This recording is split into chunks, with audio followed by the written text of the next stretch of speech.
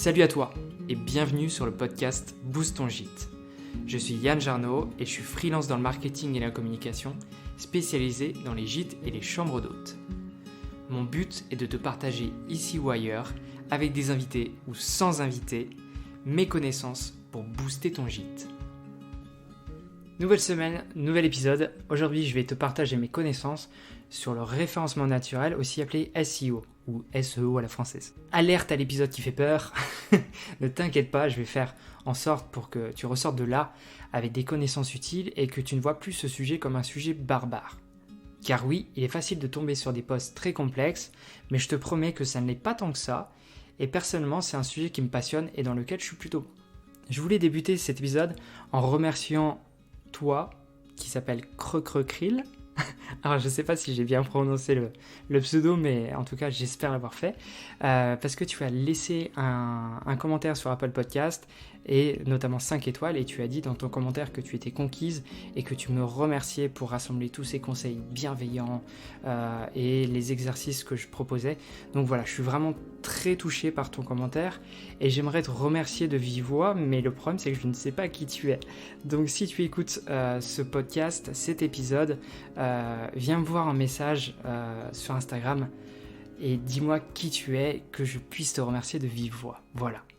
Enquête policière fermée, on revient au sujet de l'épisode qui est le référencement. Pour décomposer cet épisode, je te propose d'aborder ce sujet avec plusieurs points. Donc le premier point, ça sera comprendre à quoi ça sert. Le deuxième, ça veut dire quoi être référencé. Ensuite, la logique veut qu'on aborde comment être référencé. Et enfin, on verra comment savoir sur quels mots-clés tu dois essayer de te référencer. Autant te dire que j'ai tout fait pour essayer de décomposer cette problématique et ce sujet pour que ça soit le plus simple pour toi et surtout que ça te serve sur le long terme. Donc si tu es prêt ou prête, on va commencer. Premier point important, c'est de comprendre à quoi ça sert.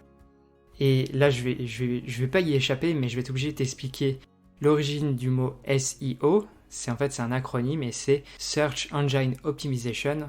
Entre guillemets, c'est l'optimisation pour les moteurs de recherche. C'est aussi appelé le référencement naturel. Et ça, c'est un ensemble de techniques qui permettent d'optimiser le contenu et la qualité de ton site. Et tout ça pour avoir un seul but, le positionner le mieux possible sur des mots-clés. Allez voilà, là on a fait le plus compliqué de l'épisode, le reste c'est du gâteau. Donc pour te faire l'idée simple, l'idée à retenir, c'est de travailler la qualité de ton contenu et de ton site pour qu'il apparaisse au bon endroit et pour les bonnes personnes, pour qu'il soit référencé. Premier mot complexe, ça veut dire quoi être référencé ? Eh bien c'est comme lorsque toi tu veux référencer ton gîte ou ta chambre d'hôte à l'office de tourisme. Ton gîte est inscrit dans un registre et il est classé en fonction de critères. Dans un catalogue par exemple. Essaye donc d'imaginer Google comme une grosse librairie.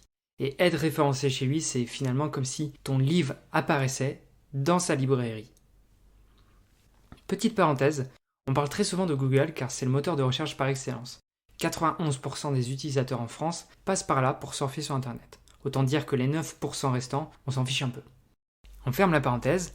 Donc, comment être référencé ? Google, en fait, c'est comme une sorte de bibliothécaire. Un peu comme ma belle-mère. Elle fait ce boulot, donc il va y avoir un parallèle assez bizarre.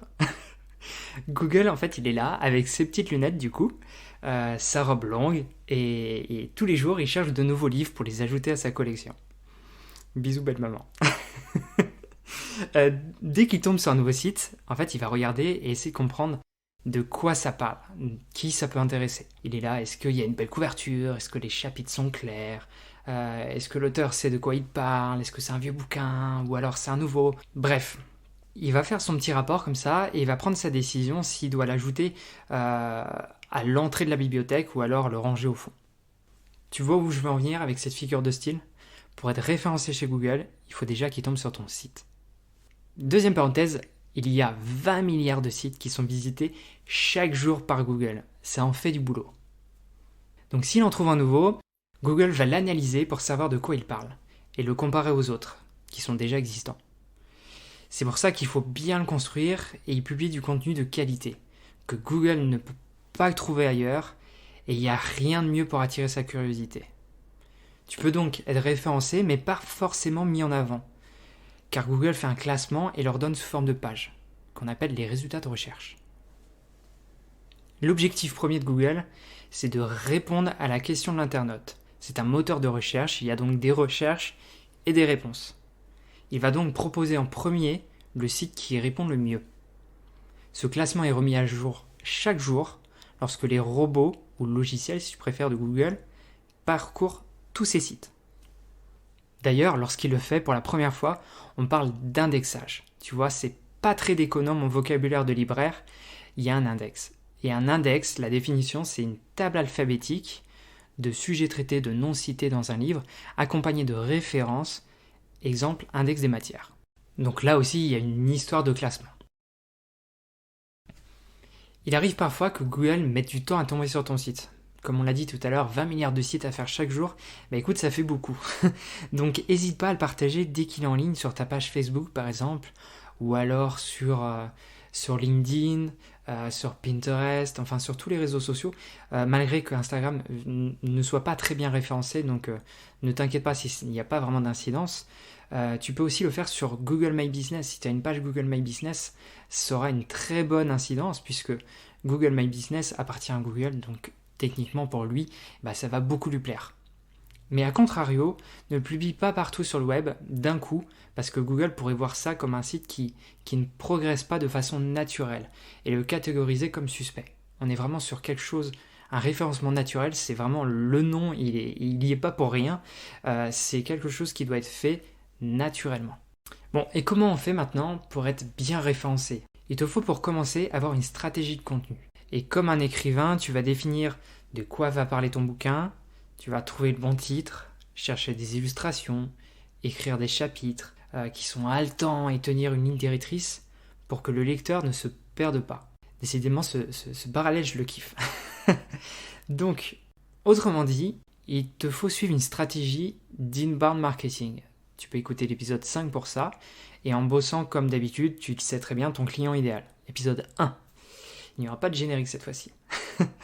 L'idée est de positionner ton site pour répondre à ton futur client qui va devenir ton lecteur numéro 2. Parce que ton lecteur numéro 1, ça sera Google.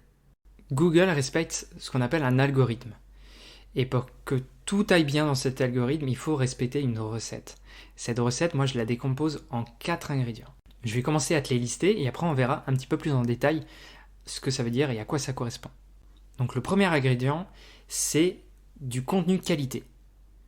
Le deuxième, c'est être responsive. Le troisième, c'est ce qu'on appelle le maillage interne et les backlinks. Et le quatrième point, c'est le code source. Maintenant, rentrons un petit peu plus dans le détail. Un contenu de qualité, c'est un contenu qui est bien détaillé. On parle souvent de longueur d'article, et plus le temps passe, plus cette longueur augmente. Je m'en souviens quand je commençais à travailler le référencement et à comprendre ce que c'était en 2013. À l'époque, on disait il faut que tu aies un article de blog fasse 300, 400 mots minimum pour que Google s'y intéresse et que ça soit une valeur ajoutée dans les sites. Eh bien, sache qu'aujourd'hui, on est plus sur un minimum de 900 voire 1000 mots pour que le contenu soit vraiment étoffé, détaillé et que Google y voit vraiment de la qualité. D'un côté, c'est logique, on ne peut pas répondre à une question précisément et apporter un maximum de réponses à un lecteur si on a un contenu qui est très court et qui n'est pas très bien structuré. En plus de la longueur des articles, il faut que ton contenu soit varié, c'est-à-dire que tu aies du texte, mais que tu aies aussi des images, des photos et des vidéos. Là, tu es en train de prendre un gros coup au moral en disant « Ouah, faut faire tout ça d'un coup et tout, j'y arriverai pas. » Eh ben oui, tu n'y arriveras pas. Voilà, comme ça au moins c'est fait. Non, alors, je m'explique. En fait, tu n'es pas obligé de produire d'un coup ce type de contenu. Tu peux très bien y revenir dessus et compléter au fur et à mesure. Tu n'es pas obligé de publier du jour au lendemain quelque chose qui fait 1000 mots avec une vidéo, avec des galeries images dans tous les côtés. Ne t'inquiète pas, tu peux y aller étape par étape. Tu peux mettre à jour ton contenu. Et si tu veux en savoir plus sur ça et déstresser vis-à-vis de cette approche-là, tu peux écouter l'épisode 6. Maintenant qu'on a éclairci l'ingrédient du contenu de qualité, on passe au deuxième ingrédient, être responsive. Qu'est-ce que ça signifie ? Alors, ça signifie que ton site doit être adapté pour s'afficher à la fois sur téléphone, sur tablette et sur ordinateur. Tout ça a un but, offrir à ton utilisateur, l'utilisateur de ton site, une expérience de qualité. Exemple, sur un site, tu n'as pas besoin d'avoir des gros boutons parce que tu vas cliquer avec la souris. Alors que sur un téléphone, si tu as un petit lien et qu'il faut que tu t'y reprennes 15 fois pour cliquer dessus, et du coup c'est une mauvaise expérience utilisateur. De la même manière, sur un téléphone, il est utile d'augmenter la taille de la police parce que comme c'est un petit support, si ta police d'écriture est petite, l'utilisateur va être obligé de forcer, d'essayer d'aller chercher l'info par lui-même, et ça c'est tout ce qu'on veut pas. On veut que ça soit clair et que l'action aille le plus vite possible. Il en va de même pour la disposition de tes éléments. Imagine sur ton site, tu as une galerie de 4 images qui sont côte à côte. Sur mobile, ça sera tout petit. Donc du coup, ce qui se passe en général, c'est que soit on retire des images, soit on fait un slider avec une image qui défile, soit les images se mettent l'une en dessous de l'autre. Il y a une méthode dans le monde du web, dans la conception de site, qui s'appelle Mobile First, techniquement le téléphone en premier. Et cette méthode de design vise à créer le design d'un site tout d'abord pour téléphone, parce que c'est là que c'est le plus compliqué, c'est là que c'est le plus réduit et où tu as moins de place pour mettre des infos, donc on réfléchit aux informations les plus importantes, et ensuite on va du plus petit au plus gros, donc du mobile à la tablette, de la tablette à l'ordinateur. Cette réflexion, elle est très importante pour toi, puisque tes clients vont être soit dans le canapé en train de discuter, se dire « Ok, on va où à telle vacances ?» Donc ils seront sur leur téléphone. Ou alors, ils seront dans l'urgence, je suis un professionnel, un ouvrier, je suis en déplacement, et donc du coup je vais utiliser mon téléphone pour réserver. J'ai pas accès à un ordinateur dans ma voiture. Donc, ta clientèle a besoin que ton site soit bien responsive. Là, tu te poses peut-être la question, c'est quoi le rapport entre être responsive et être bien référencé ? Google, il est toujours dans cette approche de donner à son utilisateur le meilleur contenu dans la situation qui lui correspond. Et c'est pour ça qu'il a intégré dans ses algorithmes le fait de prioriser les sites qui sont responsifs. Si ton site est mieux responsive que celui du voisin, il sera mieux classé. Donc ça, c'était le deuxième ingrédient. Maintenant, le troisième, c'est le maillage interne et ce qu'on appelle les backlinks. Donc le maillage interne, en fait, c'est le lien entre tes pages. Si la navigation est fluide, si on peut accéder à une ressource de qualité à travers tes pages. Prenons un exemple. Je lis un article sur les descentes de l'Ardèche et à l'intérieur, j'ai glissé un lien qui redirige sur une autre page de mon site et qui parle des prestataires de location de kayak. Ça, c'est du maillage interne et ça va plaire à Google parce que tu lui proposes un contenu et un contenu en relation qui vient encore plus en profondeur. Donc là, tu es pertinent. Et l'autre point très important, c'est que Google, si tu veux, il a, comme on l'a vu tout à l'heure, il a énormément de pages à aller voir dans le monde entier. Et du coup, il fonctionne par rebond. Il va aller sur ta page et essayer d'aller chercher la deuxième et la troisième et faire des rebonds comme ça. Donc le maillage interne, en fait, ça va l'aider à aller d'une nouvelle page à une autre page qu'il ne connaît peut-être pas. Et donc du coup, à l'aider à indexer de nouvelles pages et de nouveaux contenus pour ses utilisateurs. Petit conseil technique en passant, si tu crées une nouvelle page, essaie de la mettre en lien dans une page qui existe et qui est déjà référencée. Ça va permettre à ta nouvelle page de se référencer beaucoup plus vite que si tu la laissais à l'abandon et en attendant que Google passe par là par hasard. Mais fais attention que ce lien-là soit pertinent. Il ne faut pas que tu mettes, dans ton article sur les gîtes de l'Ardèche, que tu mettes quelque chose qui est en rapport avec la Bretagne. Ça, c'est un peu chelou. Donc, garde de la pertinence et vise tout le temps du contenu de qualité. Donc ça, c'était le maillage interne. Maintenant, je vais te parler rapidement des backlinks parce que c'est très complexe comme sujet. Il faudrait vraiment en faire un épisode à part entière. Pour faire simple, les backlinks, c'est les liens qui pointent sur ton site en étant sur d'autres sites. Alors, exemple, tu es référencé dans un annuaire sur l'office de tourisme, restons dans cet exemple-là, et sur l'office de tourisme, sur le site de l'office de tourisme, tu as renseigné ton site internet. Et donc du coup, lorsque les gens cliquent dessus, ils arrivent sur ton site. Et ça, techniquement, c'est ce qu'on appelle un backlink. Plus tu as de backlinks, plus Google va voir ton site comme quelque chose qui est la référence. On ne pointe pas chez quelqu'un si on ne juge pas que la cible est de qualité. Et dans la même réflexion, plus il y a de sites connus qui font référence à toi, plus tu es considéré comme toi aussi avec de l'importance. On appelle ça l'autorité. Allez, dernier ingrédient de la recette, c'est le code source. Pour faire rapide, parce que du coup c'est très complexe, le code source, c'est la qualité de développement de ton site internet. Quand on parle de code source, c'est le code, c'est toutes les fonctions, c'est les scripts, c'est blablabla, blablabla, c'est la façon technique dont ton site a été développé. Et s'il est bien construit, s'il est rapide, s'il est sécurisé et qu'il est en HTTPS par exemple, l'importance du HTTPS est très importante. Je fais juste une aparté. Les sites qui sont en HTTPS sont beaucoup mieux référencés par Google. Donc si ce n'est pas déjà le cas pour le tien, n'hésite pas à le faire. Si tu as besoin de conseils là-dessus, viens me voir, on en discutera. C'est quelque chose qui est souvent gratuit sur ton hébergement. Donc c'est quelque chose qui ne te coûtera rien. Il faut juste souvent cocher une case. Donc viens m'en parler, j'en discuterai avec plaisir avec toi. On ferme la parenthèse. Il y a aussi la structure. Est-ce qu'elle est facile à comprendre pour Google ?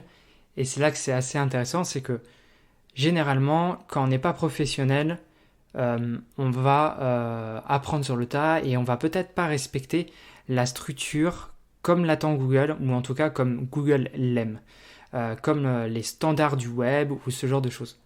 Et donc du coup, la structure, elle est très importante parce que ça permet à Google de trouver vite les informations parce qu'elles sont ordonnées, elles sont classifiées dans le code, et dans le code, en fait, il y a des propriétés que tu ne vois pas et qui indiquent à Google de quel type de contenu il s'agit. Donc la structure, c'est important.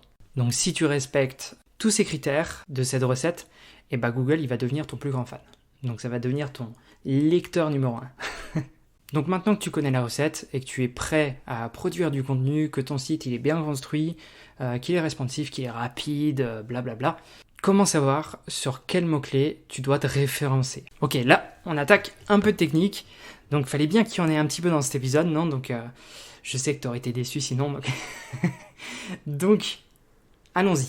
Dans ton contenu, Google il va isoler des mots-clés. Sur un article, par exemple sur le kayak en Ardèche, il va analyser le lexique de l'article et ce qu'on appelle la sémantique. Il va ensuite voir si ça répond à certaines questions de ses utilisateurs. Exemple, un article sur le kayak en Ardèche peut être référencé sur plusieurs mots-clés qui tournent autour du sujet. Exemple, ça peut être « où réserver mon kayak »,« faire les descentes de l'Ardèche »,« les activités incontournables en Ardèche », blablabla. Blablabla. Pour chaque recherche, Google il va te positionner vis-à-vis des autres sites qui parlent de ton contenu. Il arrive souvent que la concurrence soit rude. Il y a des mots-clés qui sont beaucoup plus porteurs que d'autres avec un gros volume de recherche et c'est souvent ce genre de mots-clés qui est plébiscité par l'ensemble des personnes qui produisent du contenu. Donc la concurrence est très forte. Exemple, tu prends le mot-clé plombier Paris, la concurrence va être extrêmement chaud.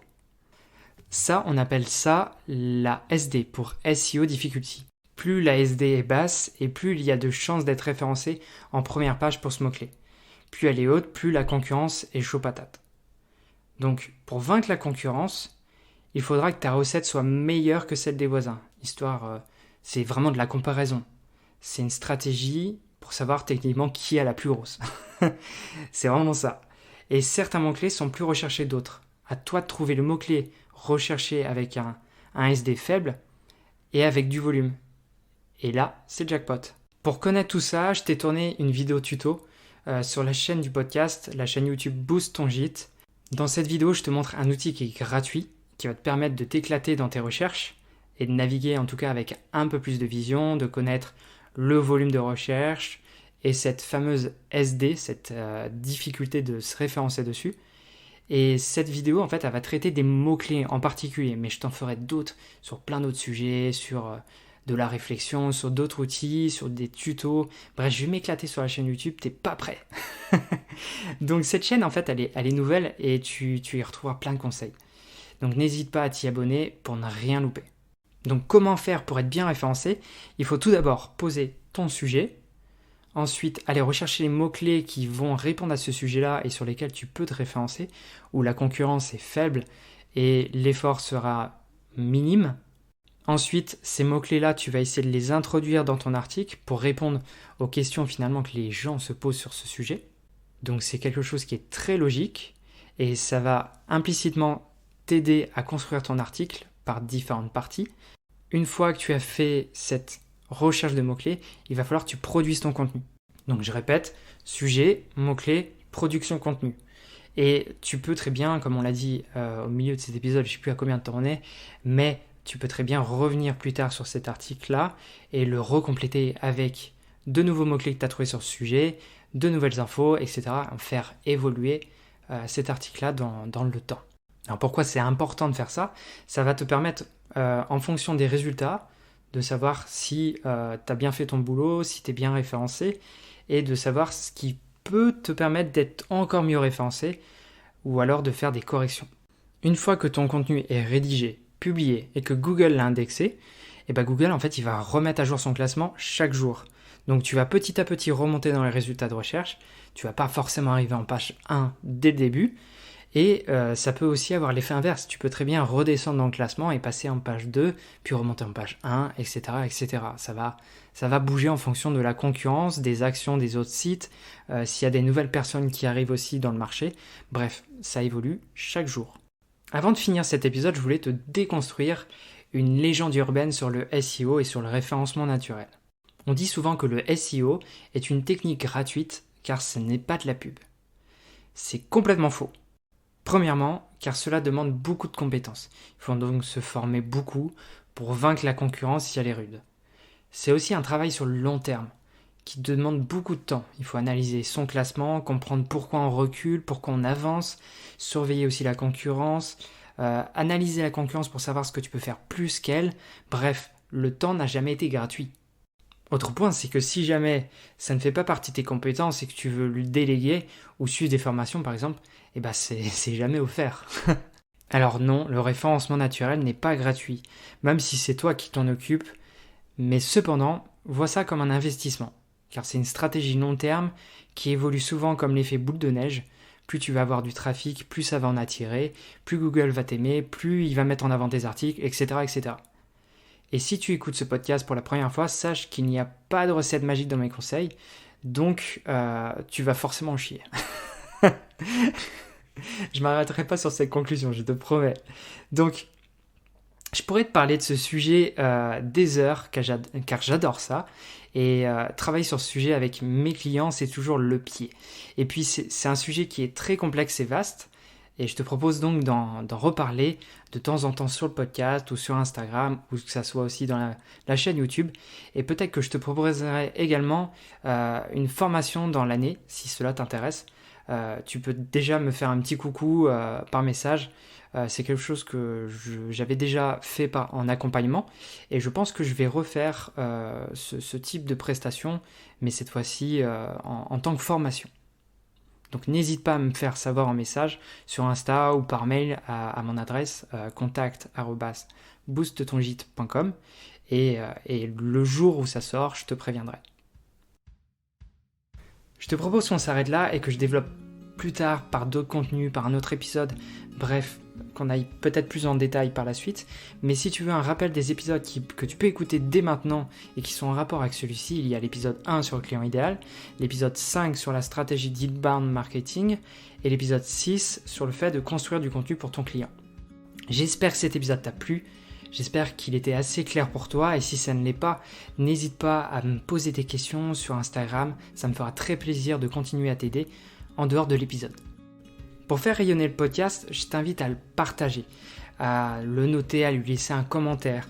Ça me fait très plaisir d'en trouver des nouveaux comme celui que je t'ai partagé en début d'épisode et tu peux aussi m'en laisser sur Apple Podcast, me donner une note également sur Spotify. Bref, je suis preneur d'un coup de pouce. Je te donne rendez-vous dans 2 semaines pour un nouvel épisode qui sera un épisode invité. C'est un ou une invitée surprise, je ne dirai rien. Et sors ton calendrier car c'est lundi 28 février. En attendant, ce nouveau rendez-vous. Je te dis à très vite pour continuer à booster ton gîte.